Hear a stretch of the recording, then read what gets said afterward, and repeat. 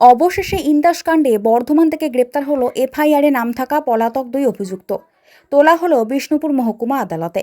ইন্দাসের করিসুন্ডা গ্রামে সিজেপি কর্মীর বাড়িতে হামলা ও মারধরের ঘটনায় এফআইআরে নাম থাকা পলাতক 2 অভিযুক্তকে গ্রেপ্তার করল ইন্দাস থানার পুলিশ। বিশেষ সূত্রে খবর পেয়ে গতকাল রাতে পূর্ব বর্ধমান জেলার মাধবদিহি গ্রাম থেকে ওই 2 অভিযুক্তকে গ্রেপ্তার করে ইন্দাস থানার পুলিশ। ধৃতদের আজ তোলা হয় বিষ্ণুপুর মহকুমা আদালতে। এর ফলে ইন্দাস কাণ্ডে মোট 11 জন গ্রেপ্তার হলো।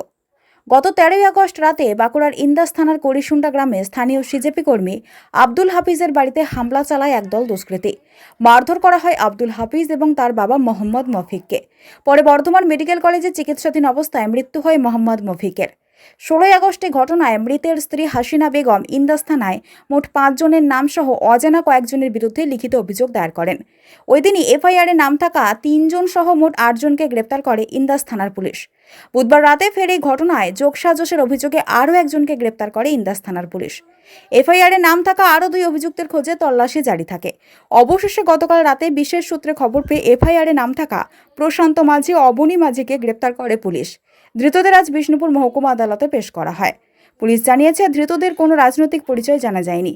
এ ঘটনায় আর কেউ যুক্ত রয়েছে কিনা তা খতিয়ে দেখা হচ্ছে। আমি আপনাদের জানিয়েছিলাম, অর্থাৎ তদন্তের কি অগ্রগতি ঘটেছিল সেটা আমরা জানিয়েছিলাম।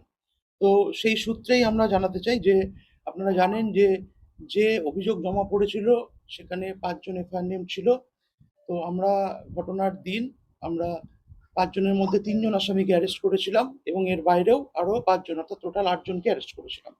সেই সূত্রেই বলি আমরা গতকাল যে এফআইআর নেম 2 জন বাকি ছিল সেই 2 জনকে আমরা অ্যারেস্ট করেছি। তাদের নাম হচ্ছে প্রশান্ত মাঝি এবং অবনী এলাইস পিন্টু মাঝি। এই 2 জনকে আমরা কালকে অ্যারেস্ট করেছি।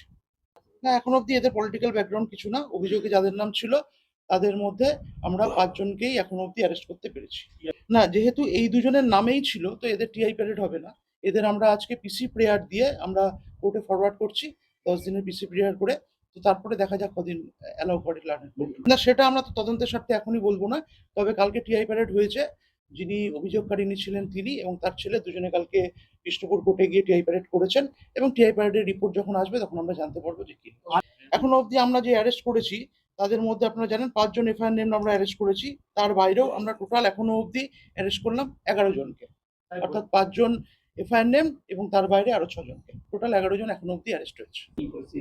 তো এখনো অবধি আমরা তদন্ত যেভাবে চলছে তদন্তের সমস্ত অ্যাঙ্গেলগুলোই আমরা খতিয়ে দেখছি এবং যারা যারা এর সঙ্গে যুক্ত ছিল সেটা অভিযোগকারিনী যেটা অভিযোগ করেছিলেন তাদের প্রত্যেকেই অ্যারেস্ট হয়েছে এবং তদন্ত ঠিক পথেই এগোচ্ছে এবং আমরা ইনভেস্টিগেশনের প্রত্যেকটা অ্যাঙ্গেলই আমরা খতিয়ে দেখছি এবং আমরা ইনভেস্টিগেশন ঠিক পর্যায়ে চলছে। হ্যাঁ, ফরেন্সিক দল ওখানে গিয়েছিল। যাওয়ার পরে ওখান থেকে যে সমস্ত তথ্য বা যে সমস্ত এভিডেন্স তারা কালেকশন করেছেন সেটা আমরা তাদের কাছ থেকে সংগ্রহ করেছি। একদম সেটা তদন্তের সাথে কাজে লাগবে এবং সেই তদন্তে আরো কেউ যুক্ত আছে নাকি সেটাও আমরা তার থেকে জানতে পারবো। কতুলপুরে সর্বপ্রথম এমআরআই পরিষেবা যুক্ত 110 বেডের মাল্টি স্পেশালিটি হসপিটাল হল মেডিকেয়ার জেনারেল হসপিটাল। স্বাস্থ্যসাথী মান্যতাপ্রাপ্ত এই হসপিটালে রয়েছে AC, non AC cabin, modern OT, ICCU, NICU, micro surgery, dialysis বিভাগ, ব্রেন ও spine surgery, cancer surgery, lift সহ নানান পরিষেবা। এছাড়াও রয়েছে সিটি স্ক্যান পরিষেবা যুক্ত নিজস্ব ডায়াগনস্টিক সেন্টার, ডক্টর চেম্বার্স, ওষুধের দোকান সহ 24 ঘন্টা অ্যাম্বুলেন্স পরিষেবা। 24 ঘন্টা অ্যাক্সিডেন্ট এমার্জেন্সি, রোগীর সুচিকিৎসা, সুপরিষেবা এবং সুস্বাস্থ্যই হল আমাদের মূল লক্ষ্য। ঠিকানা সরিষাদিঘি, কতুলপুর, বাঁকুড়া। যোগাযোগ নম্বর 9434216662 অথবা যোগাযোগ করুন 9732212924 এই নম্বরে।